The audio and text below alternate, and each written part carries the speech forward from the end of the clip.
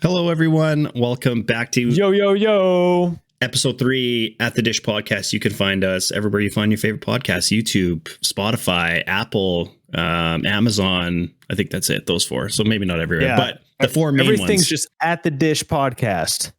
That's right. Sorry to cut you off right there. That's okay. Again. Just do it. Just cut me off, man. All right. I was wondering, is that a D-backs jersey you're wearing? It is a D-backs jersey I'm wearing. I thought it was fitting because I don't know if you saw it, but the Diamondbacks came out and they retooled their jerseys a little bit for next year. Those look nice. After I think they just did it like 2 years ago, maybe 2 or 3 years ago. It seems like every 2 years the Diamondbacks are shifting just a little bit on their jerseys. Just a tad. It looks super clean though. I love the look of their new jerseys. The aqua trim. Really, I feel like it's very, very clean. Very clean. Really suits them, I feel like.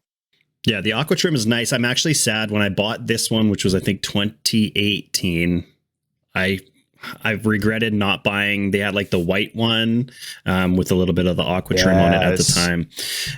Those jerseys are clean. But I wanted the Jake Lamb jersey, and I think this is the only one they had. Rake Lamb, MLB The Show 17, 18, 19 legend. Is he still playing? He was on a couple teams last year. I think he spent some time with the Angels at one point. I know 2 years ago he was on like 4 teams. He's on the White Sox. He came and played for the Jays for a few games, the Dodgers, but hasn't really been productive. That's what's up. He had 0.1 WAR last year, so he's positive WAR, you know. Hey, we take that. That's a good player right there. OPS plus of 65. Yes, in 2023 he played 18 games. That hurts. For the Angels. That hurts a bit. Since 2020, he has played for Arizona, Oakland, the White Sox, the Blue Jays, the Dodgers, the Mariners, and the Angels. So he's kind of bouncing around. Journeyman Jake Lamb. Journeyman Jake.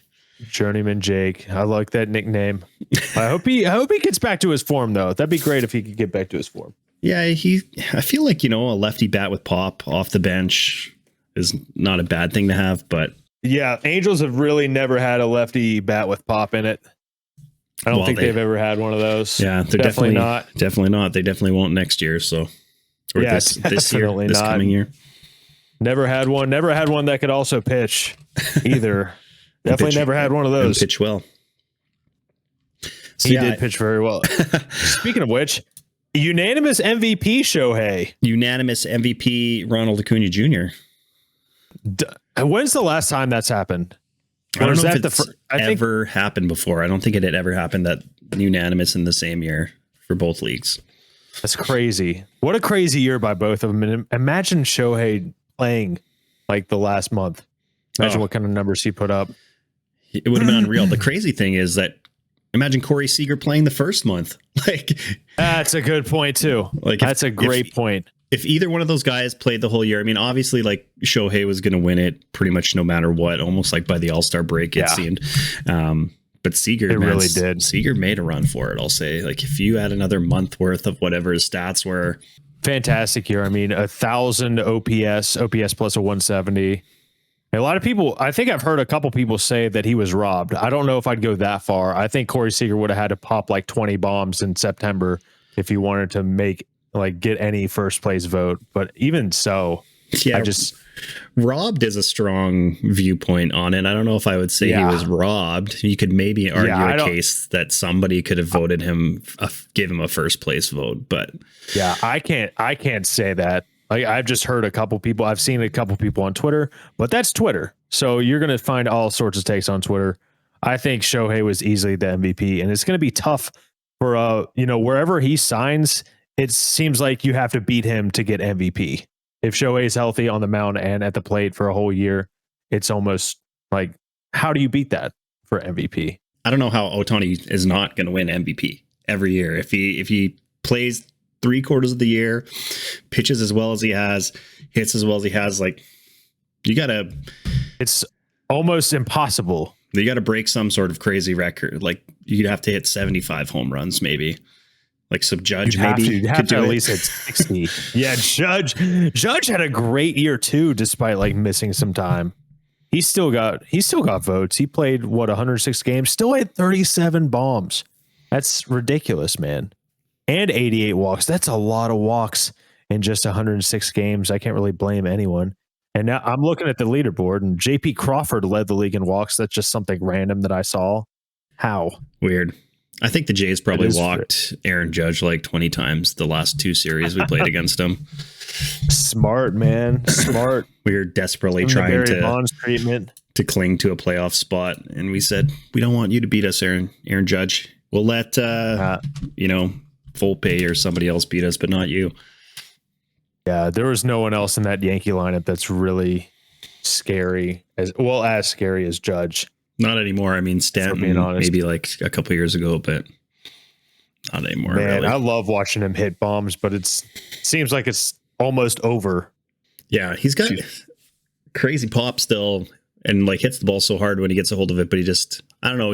I feel like he's like been kind of injured the last few years too. But watching him run the bases is just so tough to watch. It's demoralizing. It's so rough, man. It's so rough. It's just like if he hits the ball in the gap, they're just like, take it easy. Just stop it first. It's fine. Yeah. And then, I mean, you just played a player's strengths. Don't make him do too much. Hope he gets a hold of one. I agree. Yeah, it goes a long way still. So your boy, Ronald Acuna Jr., unanimous NL MVP, coming off 41 and 74. 41 and 73, still ridiculous. The only member of the 40-50, 40-60, and 40-70 club. And I think a lot of people were surprised at him being unanimous, despite those stats, because of the good year that Mookie Betts had.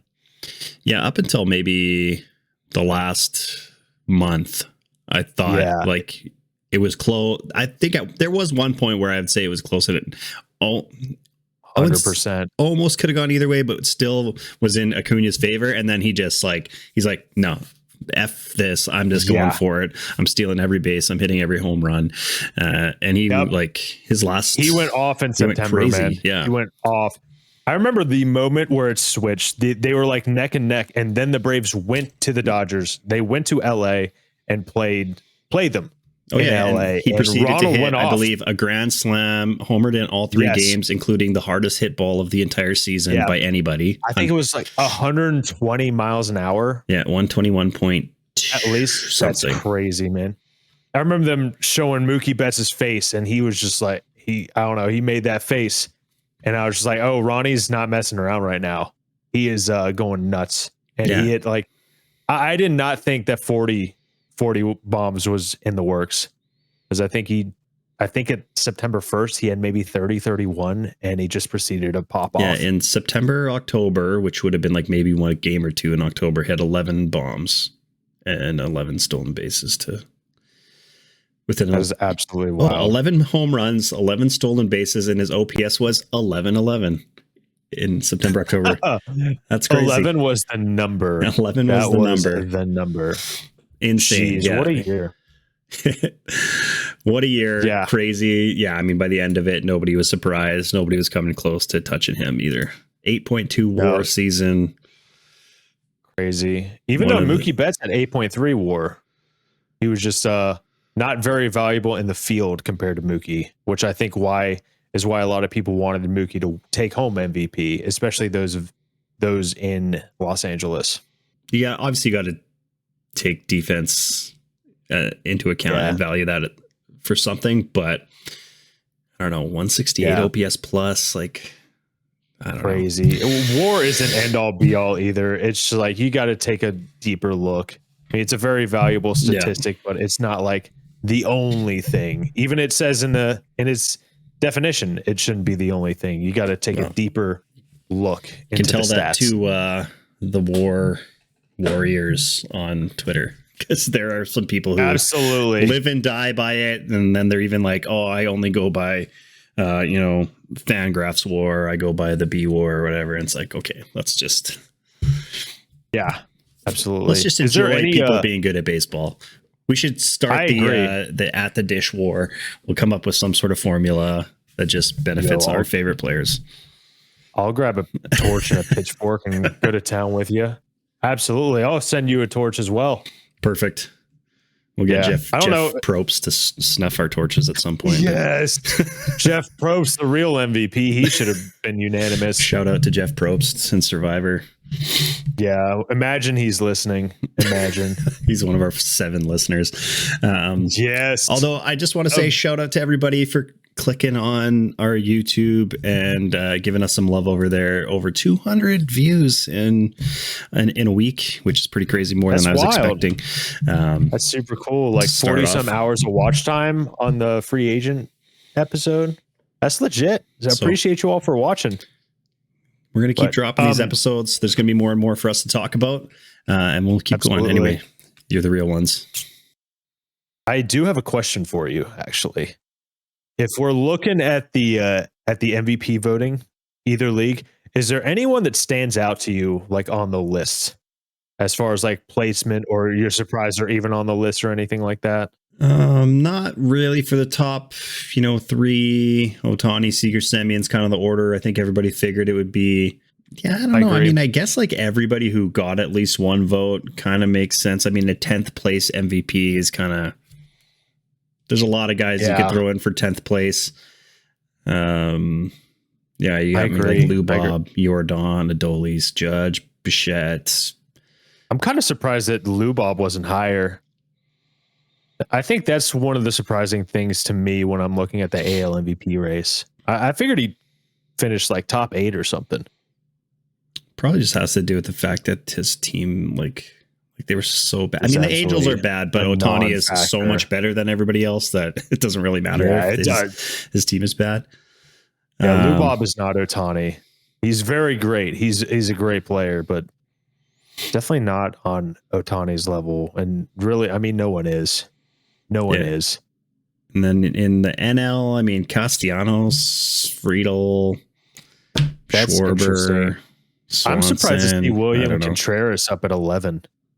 That's the one thing was his that year that good? I didn't really me. pay that much attention to Milwaukee, but apparently he must have had a pretty good year. He had a pretty good year. I didn't really pay attention to Milwaukee either. I love Wild Bill because he was with the Braves and was an all-star last year with them, but 289 average, 17 bombs, 825 OPS as a catcher. That's a very good year. And I think he did a little bit better behind the plate defensively as well than he is really known for. And I think maybe honestly, right this second, if you ask me who's the better player, him or his brother Wilson, I'm going William, Wild Bill. What about him or Sean Murphy? Ooh, that's tough. Was that trade, looking back on the trade? I think it's Murphy? A good trade. Yeah. I think it's a great upgrade defensively. And I think if Sean Murphy didn't fall off so hard with his bat in the second half, he'd probably be up in the MVP voting as well. But he had a dreadful second half. Absolutely dreadful. Full of dread. Dreadful. Yeah, geez, I need to learn how to enunciate. There's a lot of Braves on this list. Ozzy got some votes. Marcelo Ozuna got some votes. I mean, I know he had 40 bombs, but crazy that he got votes. If you would have told me that at the beginning of the year, I would have said you're out of your mind. A 900 OPS. Yeah, that's did not insane. See that coming after his April. You got old Marcus Semien with his third place MVP finish. Second time, he's such a good player. He finished third behind a second place teammate. That's pretty wild too. He's got to be one of the most underrated players in the league, even still. I think. I think he is too. Doesn't really get talked about that much, and he really doesn't. He had a couple decent years in Oakland, nothing to write home about until 2019 when he popped 33 bombs, had an OPS close to 900, and then, I mean, he followed up that year in 2020 with kind of a not so great year, but the last 3 years have been insane for him.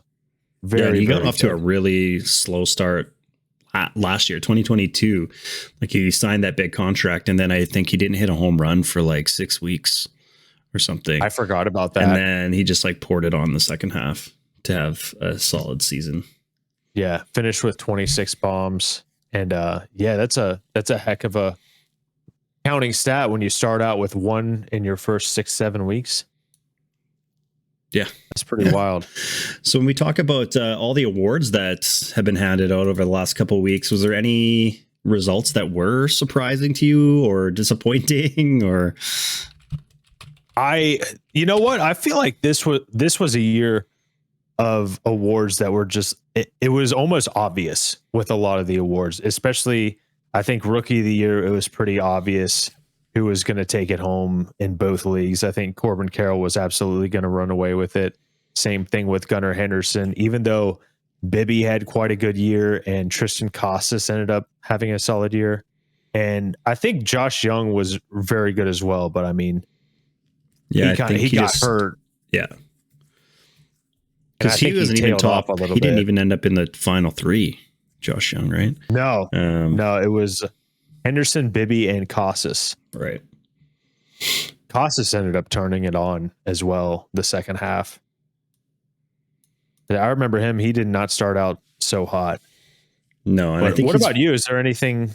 Oh, sorry. No, I was gonna say I just think he's also like a pretty defensive liability, but like everybody on the Red Sox is, they're so bad defensively this year.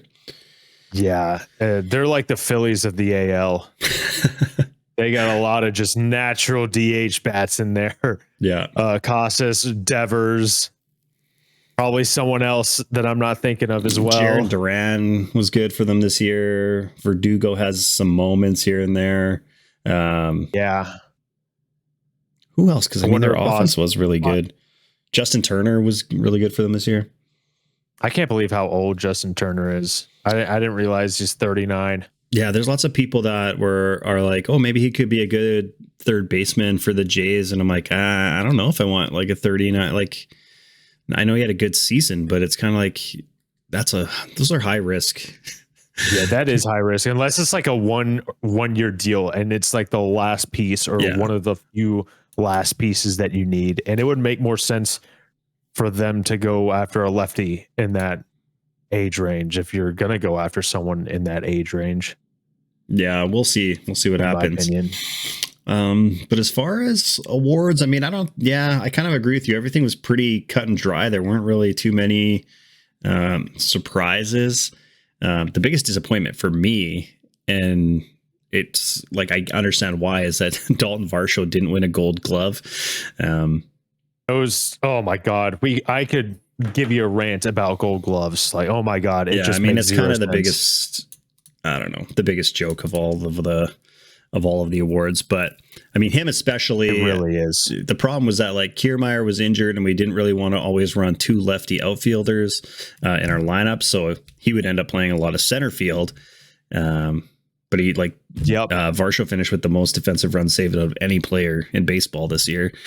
So probably would have won the Platinum Glove had he won a Gold Glove, but he played too much center field. So, props to Stephen. Played too much center field. I know. They just need to do three outfielders. Just you play the outfield, you're an outfielder.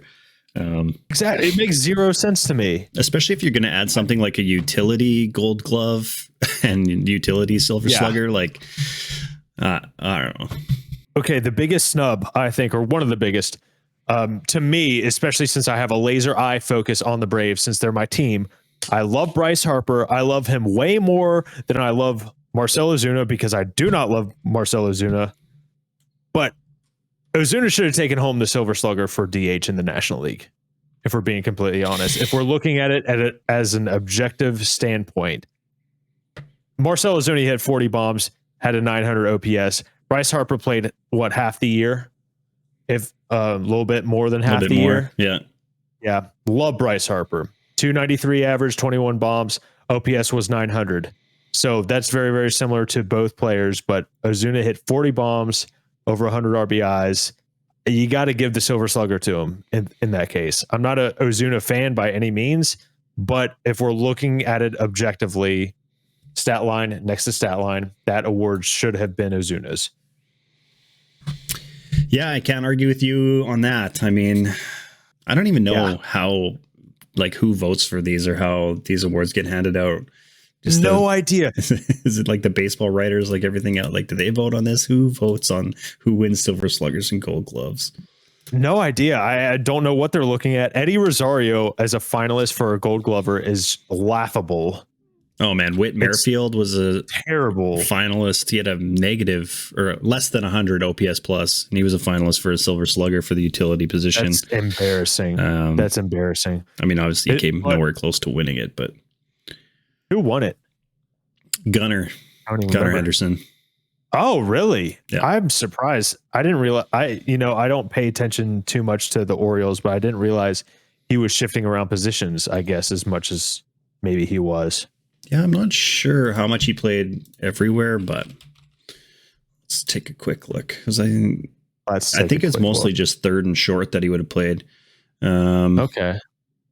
Yeah, this is one of the first years. Almost half and half. 84 games at third, 83 games at short, and DH'd 11 games. So there must have been some games that he played both. He played 167 games plus DHing. A game started at 68 for third base. Game started at shortstop 64. So I'm guessing he came in maybe as a late inning replacement, possibly in some of those games. Yeah, maybe either DH and he's shifting over. I know Baltimore really likes to play matchups, righty-lefty matchups too, because like the Jays play them a lot, so they're always doing that, and they have tons of guys who can kind of play all over the place. Because they have guys like Jorge Mateo, Adam Frazier, Gunnar, Jordan Westberg came up and played a bunch. Guys kind of playing all over the place, so. That makes Ramon sense. Arias, all these guys played a lot. Got to fit him in. Sense. So I think there's a lot of guys playing kind of half a game here and there. Makes sense. I mean, they did win 100 games, so they know what's up. They can play a matchup or two in that case. I guess that's why Brandon Hyde won Manager of the Year, right? Looks like it.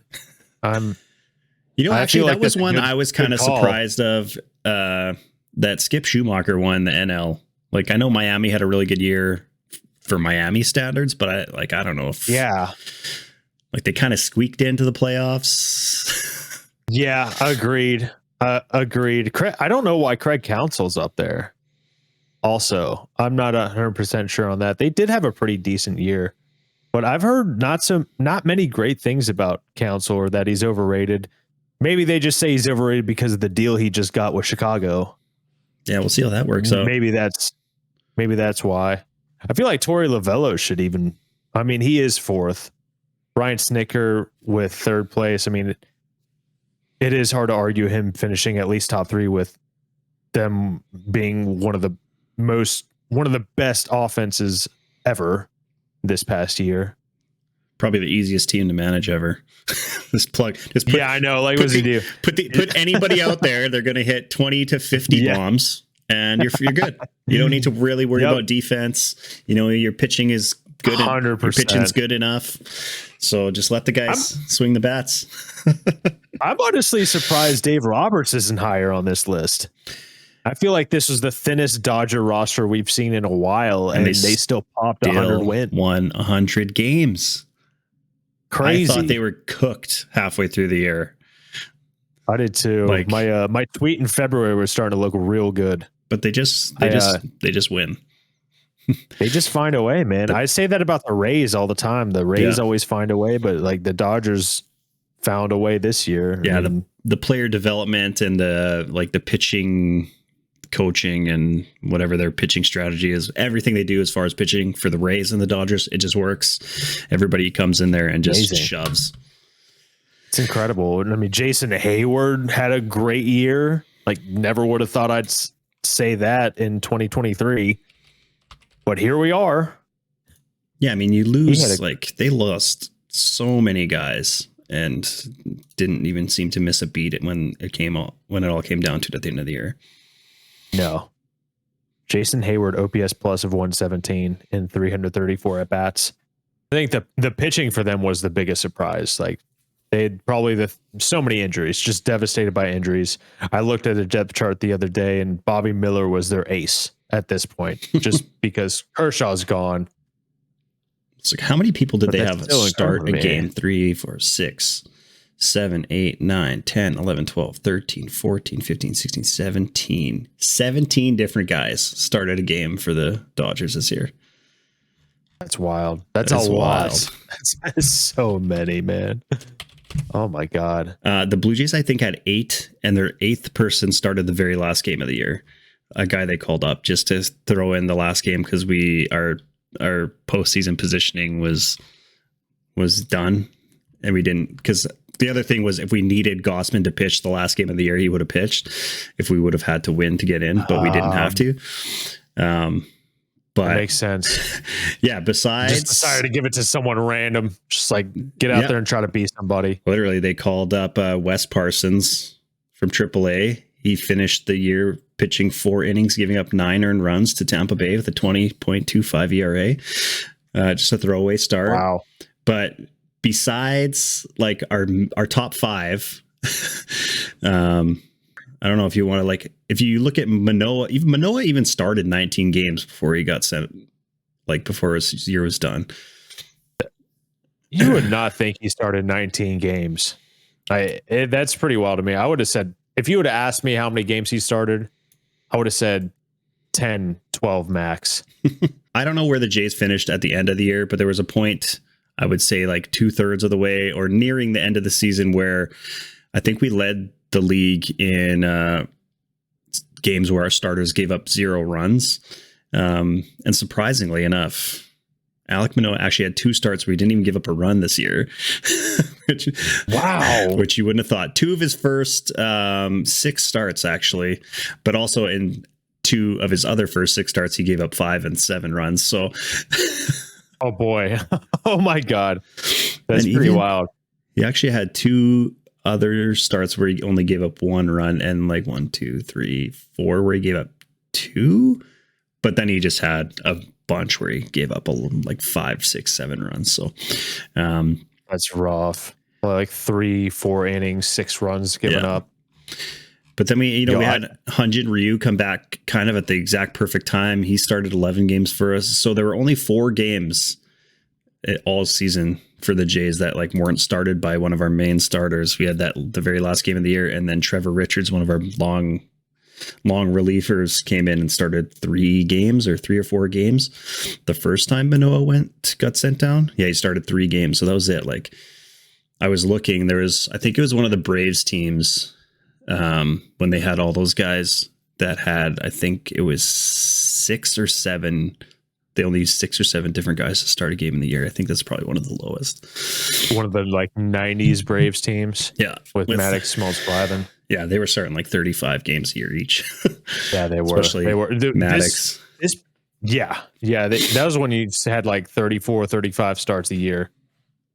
And the Braves team this year, they had a lot of guys start games for them. I'm looking at it right now. They got their top 5, 6, 7, 8, 9, 10, 11, 12, 13, 14, 15, 16. They had 16 guys, 16 different starters at some point this season, which is crazy for a team that won 104 games. 16. They just mashed the ball to death. Sheesh. Yeah. Wild. You know, crazy stat about Jose Barrios? He has never missed a scheduled start in his career. That's wild. Like, that's insane. That speaks to something right there. Like, if you look at 18, 19, and then 21, 22, 23, the last 5 full seasons, 32 starts every year. That's amazing. And 12 in 2020, which I think, if you do the math, would work out to 32 if they did a full season. And then he had, like, his other couple years, he was up and down or didn't spend the full year in the minors, but he's never missed a scheduled start in 7 years, 7 or 8 seasons. That's crazy. And as a Toronto fan, you got to feel good about Barrios now. Like, you got to feel good about the year he had. He had a pretty solid year. I always thought that 2022 was going to be the outlier year, and it's looking that way, like a 5.23 ERA. Because he still, if you watched every game he pitched, he had as many quality starts as Kevin Gausman did, the same amount. I think they both had 16. But in the starts that he was bad, he was really bad. That makes sense. But if you look at like every other year, he had never had an ERA besides his like call up year, which I don't really count that. He's 22 and started 14 games and had an 8 ERA. But every year since then, he's had his ERA has been between 3.48 and 4. And then like this year's 3.65. I'll take that. Speaking of Barrios, I forgot what he got traded or who the Jays traded for him.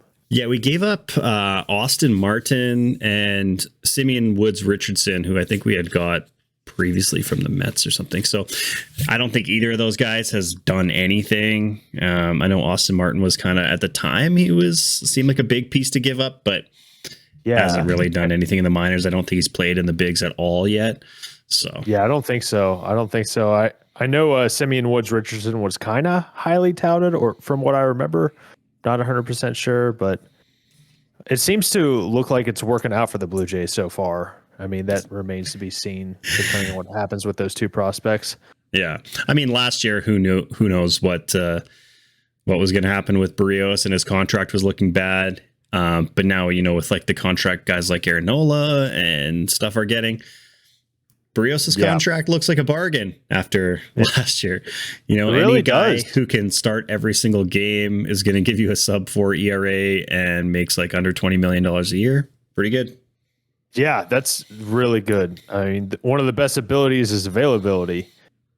And speaking of trades, it is officially hot stove season at the Dish. And did you see where the big trade happened in Seattle? Eugenio Suarez going over to the Arizona Diamondbacks for a pitcher I don't think I've ever heard of. And then Sebi Zavala, backup catcher. Yeah. To your Arizona Diamondbacks. To my Arizona Diamondbacks, D-backs for life. Bring back Jake Lamb and you'll win the World Series next year. Absolutely. Build the statue. Build the Ray Lamb statue. Yeah. What do you think of this trade? Like, to me, it seems like I don't really understand what the Mariners are kind of doing here. They're just maybe trying to shed a little bit of payroll. I have no idea. It doesn't make any sense to me. I know they just got Luis Urias from the Red Sox. Do they plan on starting him at third base with the year he had last year? I mean, it makes me think this is the way Seattle's GM is. Could this be a salary dump? Like, I've seen nothing but anger from Seattle fans on the timeline. Nothing but anger. And I can't blame him right now because Carlos Vargas, he's not established. He was in 5 games this past year. And Sebi Zavala, he's been just a backup catcher. I mean, it doesn't make sense to me. Yeah, I guess it just means Tom Murphy is gone.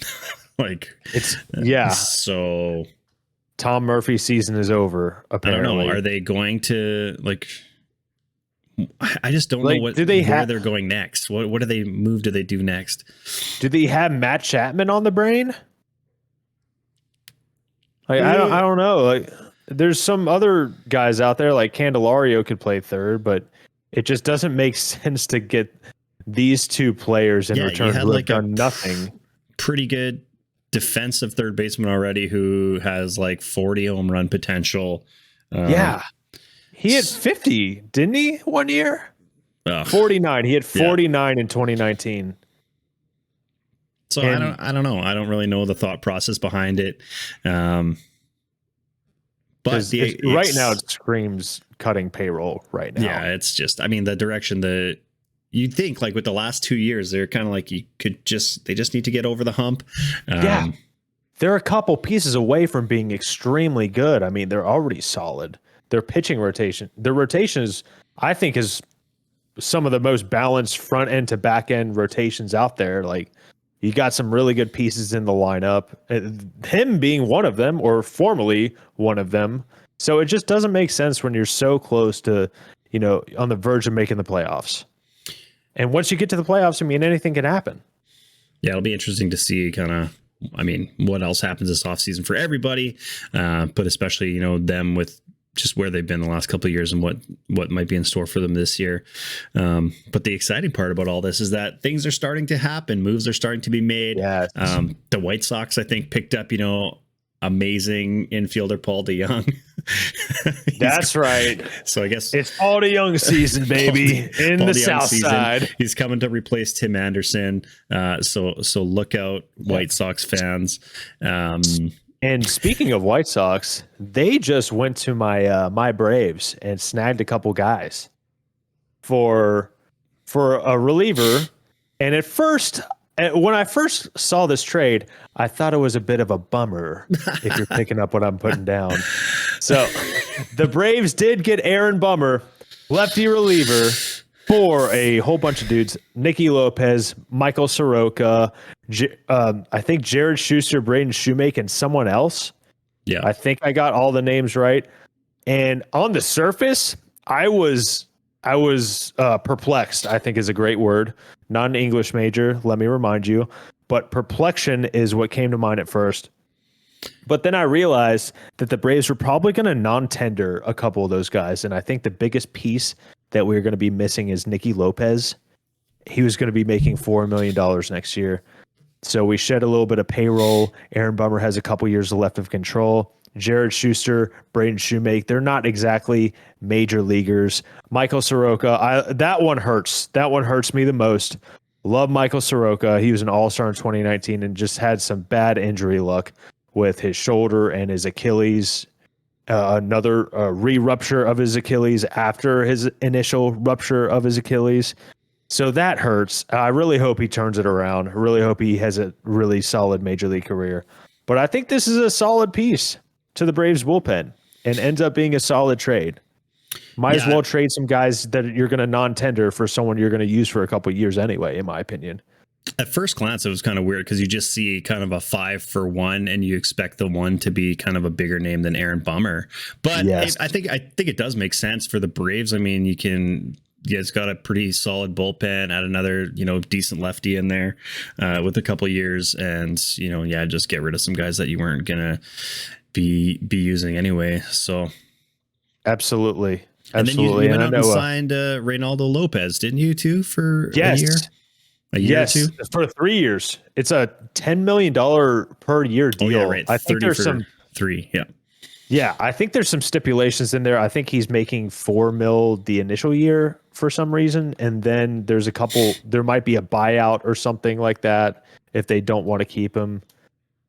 But they're trying to stretch him out a little bit this spring. They want him to be in the position where he could throw, some innings, 4 to 5, maybe start some games. I mean, he used to be a starter.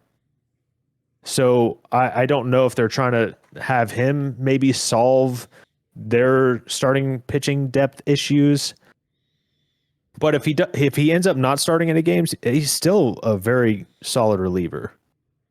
Yeah, it's always good to have, a little bit of depth of kind of proven guys who can give you some innings or just, come in and shut the door for 1 or 2 in the middle of the game. So most definitely a couple solid moves, and the Braves are always down for something big. You never know what they're Sonny Gray maybe didn't get Aaron Nola. I would love Sonny Gray. Didn't get Aaron Nola. They made an offer. More than Philly, I heard. They did. But Aaron Nola wanted to go to Philly, and that's understandable. It's comfortable. They love him out there. They're good. Like they went to the World Series and then almost went to the World Series the last 2 years. So it's hard to leave that. It's hard to argue that when clearly your organization is committed to trying to win, right? It's hard to leave that. Definitely committed. They've definitely thrown some money out there. Like I think they might be one of the rumored teams to talk to Shohei. But shush, nobody can know when Shohei has his meetings, or you're on the shit list. You're fired. If anybody finds out that Ohtani was at the Chop House having dinner, I don't want to know. I don't want to know how he likes his steak cooked. I don't want to know the sides he prefers. Don't want to know what he drinks. I'm assuming he only drinks water, and that is it. You just want to know when his jersey goes on sale. That's pretty much it. Like I don't even care if it goes on sale. It could be the most over, what resale value. I don't even know. I'm not a businessman. A markup. That's the word. Could be the highest marked up jersey ever, and I'd be fine with it. I'm not going to buy it, but if it's $500 to get him on my team for a jersey, okay. Yeah, I think that's the thing that people maybe like, I don't know if don't realize or don't think about initially when you think about signing Ohtani. Like any team should want, you're gonna get your money back. Like you're gonna you're gonna 100%. Sell more tickets, you're gonna have more eyes on your team.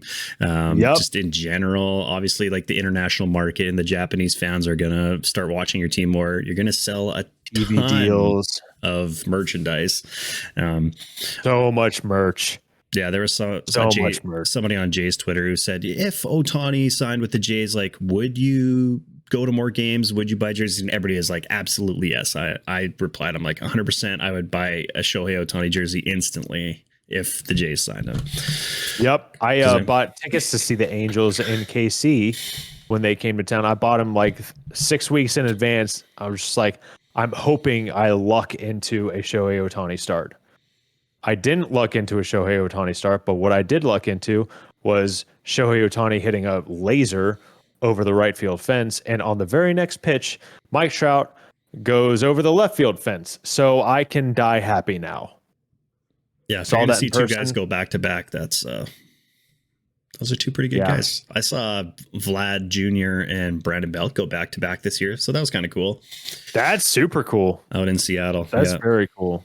Yeah, I wasn't sure. Very cool. I wasn't sure if I would.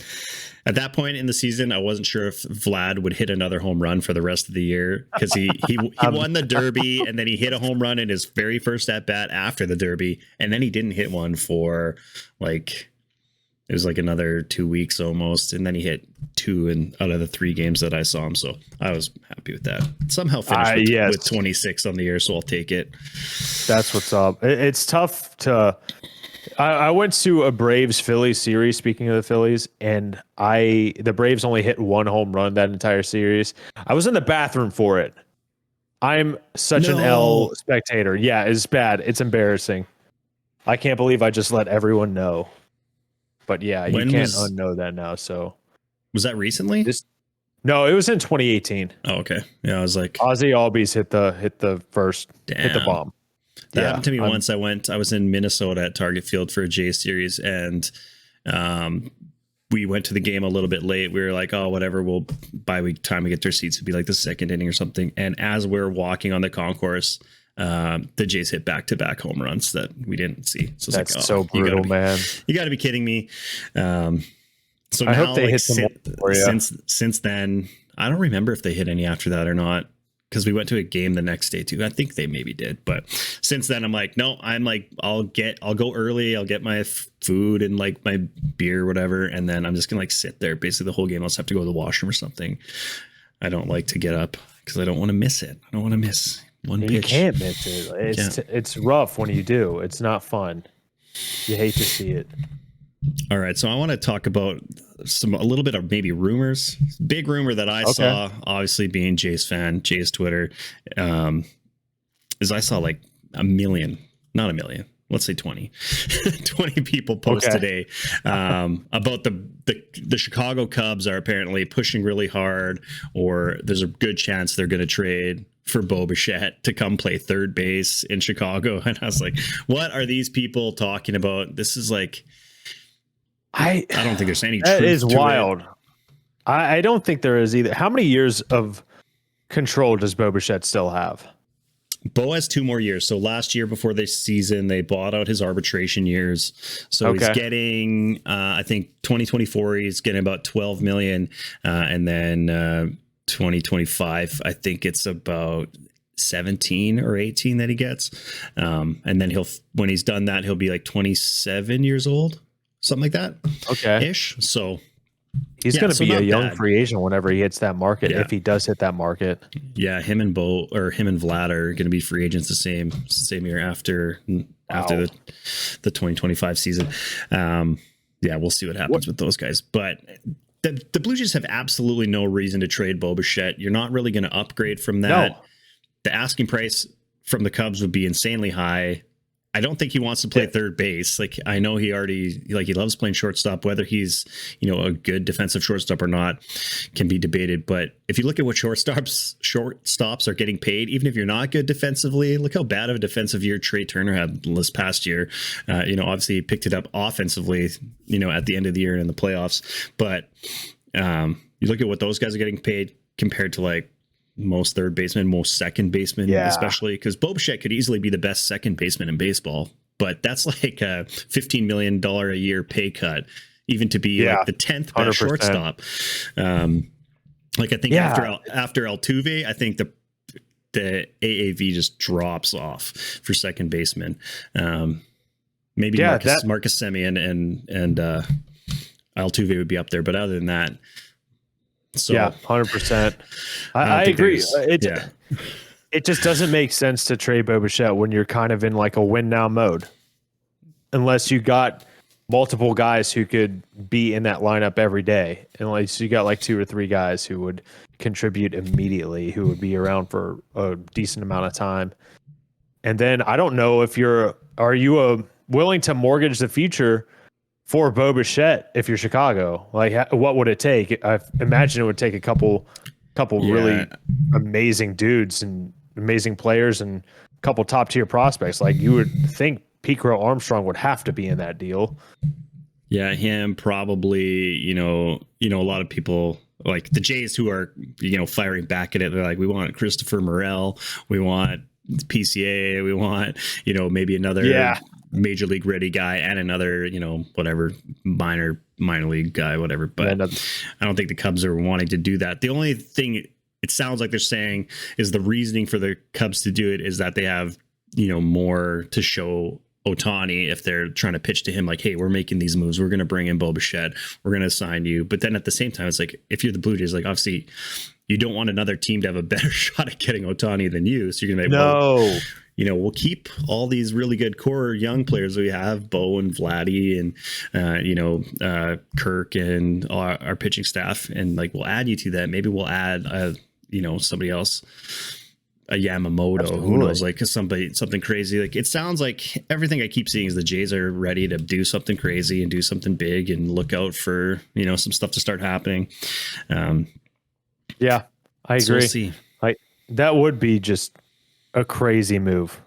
I don't think it would happen. I don't think that. I give it a 1% chance if that. Yeah, it makes absolutely no sense. Like, not to me. It does not make sense to me. If he played the whole year, probably would have finished top 3, top 5 AL MVP voting. He would have led the league in hits for sure, over 200 hits. That's a lot of hits. Like at the time he got injured at first, he was hitting like 315 and had like 160 hits, and then wild, like still finished up with that 175. Yeah, couldn't quite get back there after the injuries, but wild. He's not going anywhere. No, and like I heard that Yamamoto wants to go to a team where there are other Japanese players. Well, so that's a big tell. Yusei Kikuchi on our team. Yes. Is Ryu still there? Is he going to be there still? Ryu's Korean also. Oh, yeah. Jeez, I'm so insensitive. No, he's a free agent. So there's like talks about maybe bringing him back to be like a 5th guy. We're in a weird situation with our 5th starter. Who knows what's going to happen with that. I saw Lars Nootbaar post a video or something of him golfing with Yamamoto. I saw that as well. I saw those as well. So maybe St. Louis, they just revamp that whole rotation. Just to get Lance Lynn, Kyle Gibson, and then Yamamoto. What a weird offseason that would be. I saw this. I saw someone tweet out, basically a Cardinals fan tweet out a tier list, basically of what he thought would be great starting pitchers. He basically listed every single free agent starter in a tier, and in the tier which said won't watch one single start, he listed Lance Lynn and Kyle Gibson. So it looks like he's limiting himself to 60% of the Cardinals games, watching them, assuming everybody makes their starts. That's But I just thought that was hilarious. yeah. So like that's ridiculous. so maybe Yamamoto to the Cardinals? Would that make them contenders or closer to contending, or how close are they to contending? It's hard to say because after, going into this past season, you thought they were going to probably take the division or at least be close. And then it all just kind of fell apart. And pitching was obviously a big issue. Why? I mean, like, I know Wainwright wanted to have kind of his last season and stuff, but that was rough to watch. Pumped for 90% of his starts this year. So, yes, very rough to watch. I actually saw one of his starts in person, and that was a tough scene. I mean, not for me because I'm not a Cardinals fan, but tough for everyone else. I felt bad for Wainwright.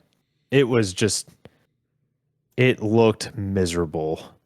Yeah, it was a tough way to go out, but yeah, I don't know. We'll see. It's going to be exciting to see what happens with Yamamoto. I just want, you want kind of like a big chip to fall. We're starting to get some stuff happening. Obviously like Suarez moving, Bummer moving, and then a couple of these pitchers being signed. Nola's kind of, I guess, the biggest one so far.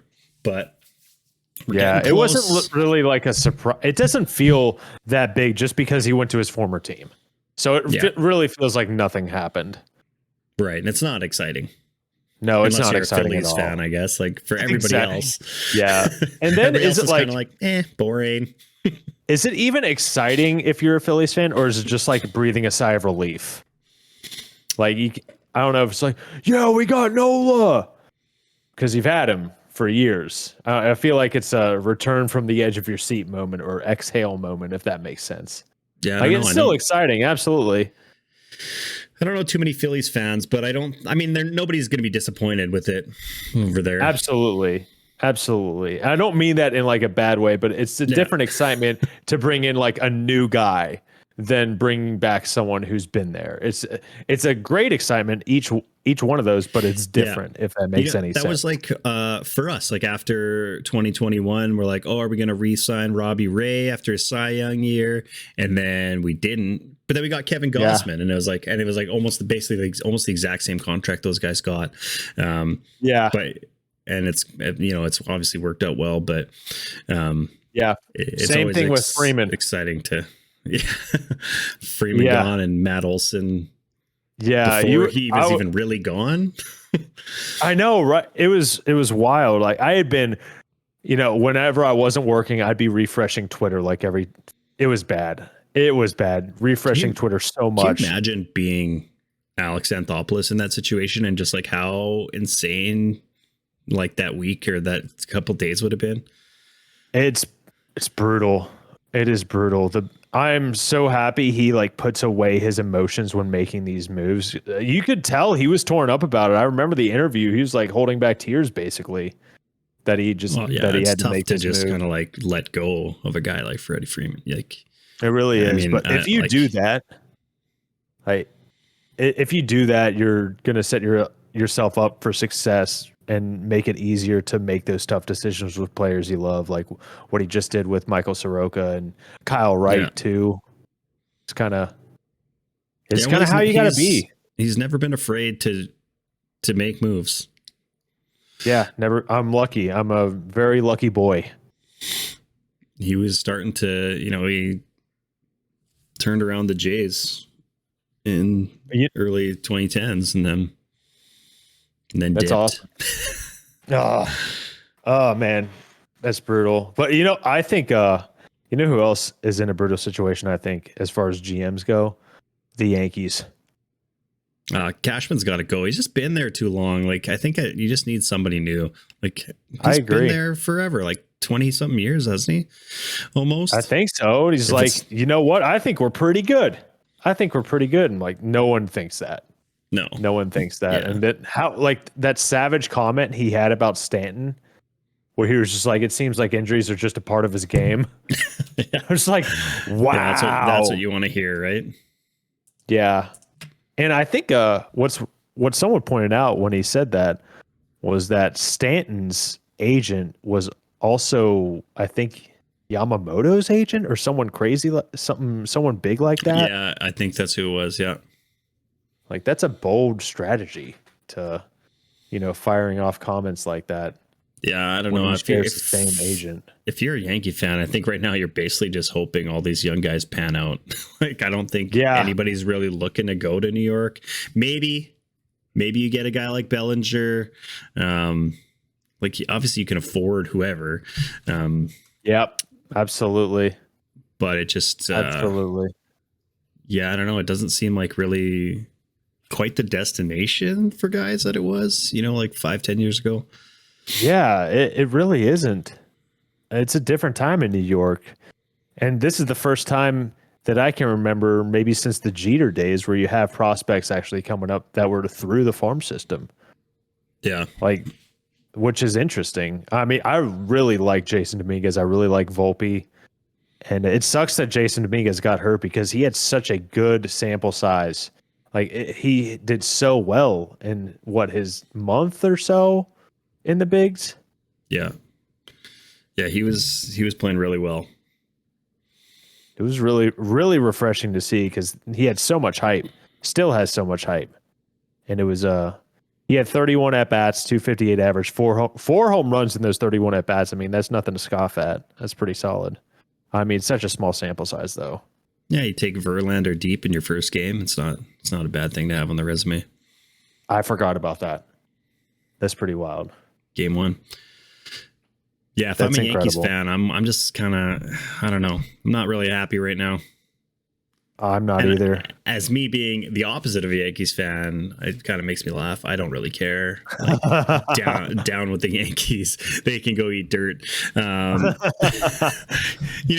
like some of their players as players, but I can respect that that for a long time you just kind of like stepped on the throats of the league. Like I get it. Like if I was in that position, I would do the same thing. 100%. I think a lot of other fan bases were always jealous that, like the Dodgers or the Yankees or the Mets, like they're just, they just buy everyone up. But it's like, you're not really mad at them. You're just mad that your team doesn't do it. Which is why it's been nice as a Jays fan to, all we've really kind of seen is like ownership is behind it. They're ready to shell out money. This last year was the first year the Jays were over the luxury tax. And doesn't look like we're afraid to do that going forward. So, where were the Braves? They were like top 5 in payroll last year. I think 5 they or were 6. I think they were 5th, maybe even 8th actually. Let me try to take a look. I don't remember off the top of my head. They were it's asking me to sign in. That's crazy. Oh, no, they weren't as high as I thought. They were 10th. I think they were 8th. They were 10th. That's wild. They were just behind the Jays. 206 million. But still, like if you're top 10 in payroll in the league, like, I mean, you look at these teams: Mets, Yankees, Padres, Rangers, Phillies, Dodgers, Astros, Angels, LOL, Blue Jays, and the Braves. LOL. Tough scene, man. Tough scene. Even I can't believe the Rockies are 14th. Like the Rockies just seem like a team that should be like bottom 5. I can't 10. believe they're 14th, man. Like, I don't understand why they gave Chris Bryant that deal. They have to be one of the poorest run franchises, like one of the worst GM decisions out there. Yeah, when's the last time that team was even like relatively relevant? Like they just haven't been in forever. Not since 2007 when they went to the World Series. Off the craziest run of all time to finish the season. I don't even remember that. All I remember was Ubaldo Jimenez just throwing in the World Series. That's all I remember. They went like 13-1 to finish the season and then swept everybody up until the World Series. Like they won. It was like that's great. I had 20 no out idea. of 21 games, and I think they like didn't make the playoffs until the last game or two of the year. Yeah, that's pretty wild. Insane run. And then made the World Series. Wild, man. And then just got smoked. I just can't believe they gave the Cardinals $50 million along with Nolan Arenado to get nothing in return. And then not trading Trevor Story when he verbally says, "I am not coming back to Colorado." That makes 0 sense. Yeah, they made some really weird, questionable moves. That's like if a 5-year-old got a hold of your controller while you're doing a sim style franchise in MLB The Show. That's literally what it is. It's embarrassing. Contracts, buy. Yeah. Yeah. Oh, Terrible, man. Let's see. What's the projected payroll for 2024 right now? Who's leading? Apparently the Phillies are number 1 in payroll. The Mets, and then the Yankees, then the Astros, Rangers, Braves, Cubs. Toronto Blue Jays, number 10. They got money to spend. yeah. We'll see where everybody's arbitration contracts and stuff come back this year. But oh yeah, the Blue Jays are not. We are buyers. We are going to be buying something this offseason. Gun to your head. I wouldn't be surprised if we did trade. I don't think we're going to trade any. I feel like we're more. Let's trade prospects for guys that can play. Will they trade like Manoah? Who knows? That's such a weird situation where like, what is his value? Really is, man, because it could be. I would say hold on to him one more year because it doesn't feel like his value is very high right now. Yeah, no. If it was me, I'd let him. I'd keep him for this year, see what happens. If he bounces back, maybe then trade him. You're not paying him anything. He's making nothing. Yeah. I think his contract was only like $700,000 this past year. Like it's less than $1 million. Wild. He's only 24. He's still young. 25, like 24, 25. That's why you don't talk smack about Garrett Cole. I love that he talks smack about Garrett Cole. I don't. And he just, he's just rent free, lives rent free in Yankee fans' heads. Yankees fans hate us, and I am all for it. All they do is call Manoah and Vladdy fat and make fun of their weight. And like, you know what? Could they be in better shape? Yes. But like, get over it, man. Like, you guys have basically 100%. Ran the AL East for 30 years. Like, let some other teams be good. Right. They haven't been. When's the last time we actually feared the Yankees? Like, because me as a Braves fan, I had been scared to death of the Yankees until, just like 10 years ago, maybe. As it was always like. Feared is a weird word. Like, because even 2022, they were in the ALCS. Yeah. I'm more scared of the Mets at this point, as far as like Steve Cohen the last 2 years. I was scared that he was just going to get everyone. And then the Mets were just going to run away with the East over and over and over again. Like, especially with the Correa thing. And I'll never count out the Yankees because, in my life, they've won way more than they've lost. So I'll take a year like this year, but I'll never count them out. They're always going to be in the mix. And for the most part, like they had tons of injuries and like underperforming pitchers and stuff this year. Because their rotation going into the year was scary. Like they signed Carlos Rodon, Severino, Cortez was coming off that crazy year. Obviously Garrett Cole. But besides Cole, like nobody had a good year. Michael King was good at the end of the year for them, but that was kind of it. I didn't realize he started games for them at the end of the year. Oh, he was unbelievable. The Jays played them twice in the last 2 out of our last 3 series of the year were against the Yankees, and he faced us twice. And I think we scored 1 run in 2 games. And he did have a great year. Looking at it, it looks like he did a little bit of everything. He had 6 saves, 9 games started, like 100 some innings, a very great K per 9, solid whip, very good year. I wonder, what does he start out next year? Does he start out in the rotation? Start out in the bullpen? That's an interesting. Yeah, who knows? I think it'll depend what if they acquire anybody or anything else happens over the off season for them. Yeah. I would see what he's got as a starter. It's like that's so valuable nowadays. He's filthy, man. He's good. Yeah, he is. Agreed. Like gun to your head right now, though. What is the percentage that the Jays sign Ohtani? That's gun to your such head. a tough question. Over under 10%. Over 10%. Okay. But I don't know how you measure that. Like, if I don't either. if he signed somewhere else, do I have to like see if he was in the top 5 teams? Is that maybe? I don't. Is that I don't information know. ever going to be known Just like, to anyone? It will never be known. No. Okay. What percentage do you think you give them to that they're going to sign Ohtani? Yeah, I don't know, 20% maybe. I think there's 100% chance they make him like a significant offer. 100%. Like they're going to. I'm almost would guarantee it, unless they come out and they sign Yamamoto and Bellinger before that, or do something like that. Trade for Juan Soto. That makes sense. If any of these things happen first, then maybe not. But I don't think there's any way they're not going out and offering like at least $450 million to Ohtani, if not more than that. You have to. I think everyone's like, they can afford it. The company that owns the Blue Jays is worth a lot of money. You think the Oakland Athletics reach out to Ohtani? Like, I don't. I think every team should like just inquire, but I feel like if you're the Athletics, like, why bother? And I hate that for A's fans, but it is like, why bother, they man? Need to just sell the team. Like the team, like even the lowest ranked team in the league's probably still got to be worth $1 billion. Like, just sell them. Yeah, absolutely. But what do we think about, speaking of the A's? The A's are moving. They're going to Vegas, baby. It's so interesting, man. I feel bad for A's fans for sure. I don't know anything about Oakland. I really don't. I know I've heard bad things about that area, but is Las Vegas the place?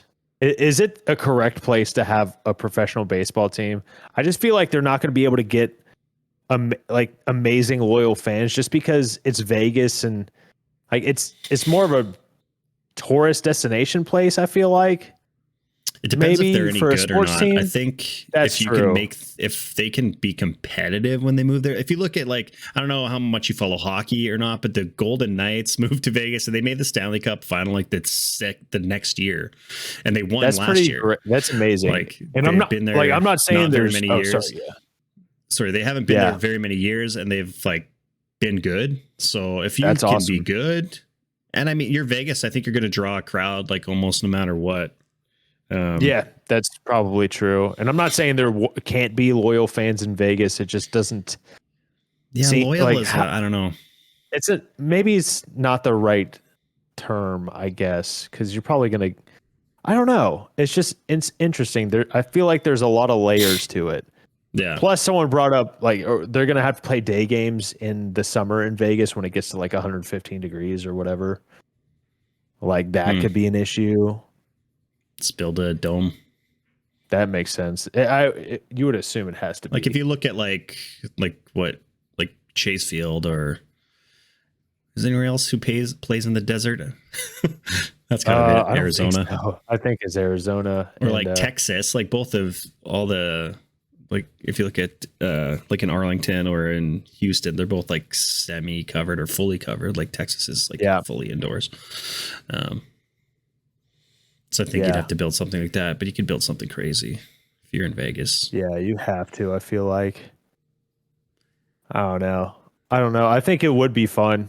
I would love to go to a game in Vegas one day. I've never been to Vegas, but it's another reason why I would go. So maybe you do get either. I have also never been to Vegas. There's just too many. It's too much there. It's a huge state. I lived in Reno, Nevada for 3 months, and once I was like, "Oh, dude, I'm just going to drive to Vegas one day, just to go." And then I look at my maps, and it's 8 hours away, and I was like, "Geez, far away? I had no idea." Yeah, I live in Canada, so everything's far away from everything. That's true. And I worked weekends, so I was like, "Do I really want to drive during the week?" I don't know. I saw a long way. Some TikTok about some guy in the UK, and he was talking about how he was like, "Oh, Americans think this this 1 hour and 48 minutes isn't very far away from London. Like, and he showed like some Google Maps trip of this. And I'm like, an hour and 48 minutes is nothing. Like, it's nothing. If you live in North America, do you know how far apart everything is? It's so like, far, dude. It's so far.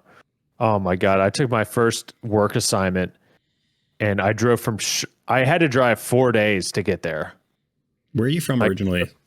I'm originally from West Virginia. West Virginia? Okay. Yeah. I was visiting my dad in Charlotte, North Carolina, and my assignment was in Reno, Nevada. And I took 4 days to drive. Before that, I had never been west of Tennessee. And it was fun driving across the country the first time. Every time after that sucked. It's terrible. Driving sucks. Yeah. It's a lot. That's like the closest MLB place to me is Seattle, and it's about a 9-hour drive for me. Dude, that sucks. I got to drive 9 hours tomorrow too. Like, that's a terrible drive. 9 hours. That's rough, man. Yeah, like, if you go to a game, you got to go to like 3. Oh yeah, I went to the full series against the Jays in Good July. Stuff. So Smart totally man. worth it.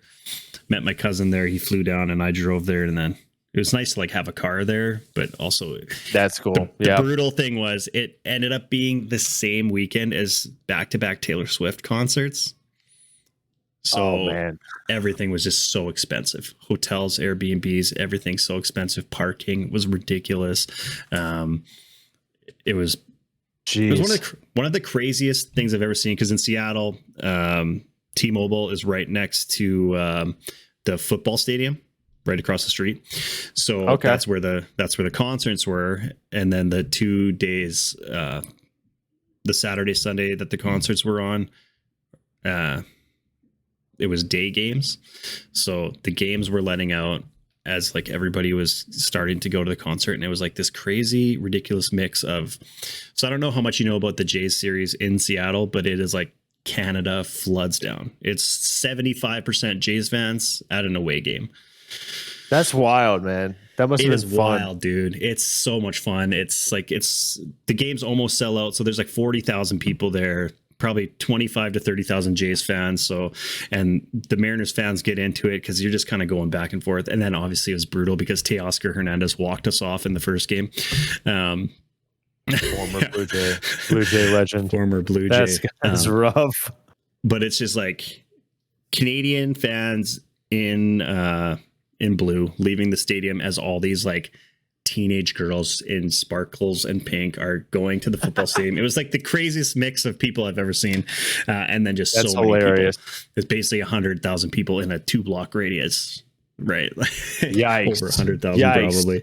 I should send you one of the pictures that I was from that weekend. That I didn't take it, but it was just a picture of like, because there's this big street that kind of goes down where it's just walking, and they have like food vendors outside, and then there's like sports team shops and whatever, just right outside the stadiums, but it's just flooded with people. Yes, I might need it to was, see it was that. crazy.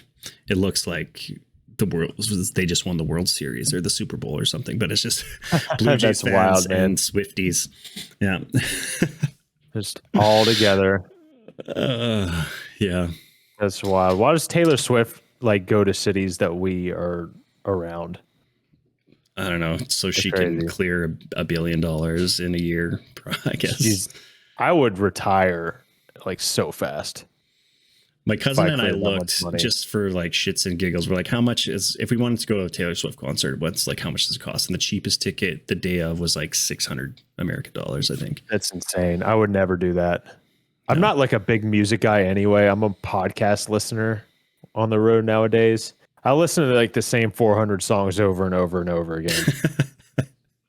I love your stream playlist. Man. Your stream playlist is like full of, because we're like in a similar age range. It's not, you don't listen to a lot of like newer music, which I'm not, we're old people. Yeah, we're super old, man. You get a lot of like classic hip hop and stuff in there. And I'm always jamming out to the music that you play in your stream. So good stuff, man. So if you guys don't already follow, go to, the show Noob on Twitch. Yeah, appreciate it. Streams have been popping off. It's been fun. Appreciate you hanging out. Hell yeah. All right. Well, I think that wraps it up for today, unless there's anything else you got. I think that's about it for me off the top of my head. I feel like we covered a bunch. And we just got to leave something for the next time. Oh, there's always more things to talk about. But probably by next time, Ohtani will be a Blue Jay. We'll just do a whole podcast about that. So, yeah, Yamamoto will be a Brave. Maybe they'll just sign Shohei just to bring Yamamoto in, just to give him that extra incentive. The dual package. Yeah. Yeah, might be a duo package. That'd be wild for whatever team he lands on. I wonder how long it's going to be before Murakami and Roki Sasaki come over too. It's got to be in the next few years for both those guys. Didn't Roki get hurt recently? Did he? I don't know. All I saw was highlights of him throwing 103-mile-an-hour heaters and striking out like 20 guys a game. So he's like 20 years old still. Like he's so young, 21 maybe. So he really is. Even Yamamoto's only 25, I think. That's wild. Roki threw a perfect game at 20 years old, striking out 19. Yeah, he struck out like 13 guys in a row one game or something. I saw. He's got some crazy stats for being a baby, pretty much. And his card in MLB The Show was disappointing. Like it was good, but not good enough. I couldn't hit him, and I couldn't pitch with him. The double whammy. I just felt like his forkball didn't sink enough, and it was like too fast still. So it's not nearly as effective as a John Donaldson forkball. We all know those are impossible to hit. And I will never pitch with Randy Johnson ever again. I saw somebody tweet about, or I think it was Ochev tweeting about, if you use John Donaldson in this event, like something. And I was like, my lineup in my pitching rotation is like Randy Johnson, P5, John Donaldson, Roki. Yep. I'm like, whatever. I had John Donaldson in there too. I'm trying to get people to quit. It's the event. I don't care. I'm not trying to play full 3 inning games. And if somebody's going to quit after seeing my lineup, perfect. Absolutely. I don't even have John Donaldson P1, or I think I might have just got him P1. So I need to pitch with him, just because I haven't. Do it. Yeah, I'm gonna do it. Go play some mini seasons. Oh my God, I'd rather. I just finished the Mexico City Series program, so I clearly hate myself. Why would you even bother doing that now? To get Aussie? So yeah, I'm still like 50 cards away, so that was clearly worth it. I hate myself so much BR to get all of the rewind packs over the next couple months. I hate BR, man. I hate BR so much. It's so bad. Brutal. Yeah. That's a whole nother podcast too. We should just we'll do like an MLB The Show review just for fun, because like we played it a lot. I'd be down. Don't threaten me with a good time. Actually, I probably need to sign up for therapy afterwards. There's a lot to say about that game this year. It really is. But all right, everyone, we appreciate everybody listening. Again, as always, you can find us if you want to see our faces. Go check us out on YouTube. We also talked a lot about the Jays, and if you like walk-off home runs and reliving moments, go follow Tango over at his YouTube channel. YouTube.com/@Tango85. Absolutely. Appreciate y'all for tuning in. Peace. Love you. Bye. Bye-bye. Bye.